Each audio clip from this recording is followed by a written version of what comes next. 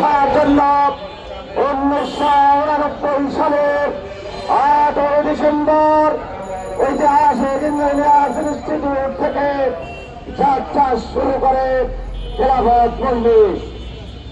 আজকে এই প্রতিষ্ঠার পর থেকে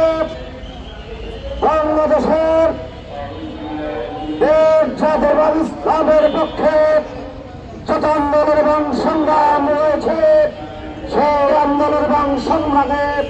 খেলাফত মজলিসের ঐতিহাসিক ভূমিকা পালন করেছে। বিশেষ করে ওই প্রখ্যাত বস্ত্রবালাশ্রী আন্দোলন, বাবরি মসজিদ ধ্বংসের পরে অযোধ্যা বিমুখী ঐতিহাসিক লগ্নস, পার্বত্য চট্টগ্রামের অসম চুক্তি দেশের স্বার্থবিরোধী চুক্তির বিরুদ্ধে যে লং মার্চ হয়েছে, সেই লং মার্চ থেকে শুরু করে ফ্যাসিবাদী হাসিনার বিরুদ্ধে সর্বশেষ জুলাই অভ্যুত্থানে যে আমরা ঐতিহাসিক ভূমিকা খেলাফত মজলিস এবং আমাদের সকল অঙ্গ এবং সহযোগী সংগঠন গুরুত্বপূর্ণ ভূমিকা পালন করেছে। প্রিয় ভাইরা, আজকে সময় এসেছে খেলাফত মজলিসের জীবন লক্ষ্য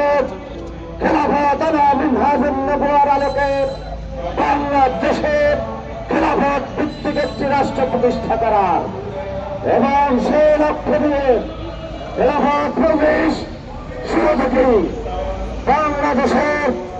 সমস্ত রাজনৈতিক দলকে কিভাবে ঐক্যবদ্ধ করা যায়,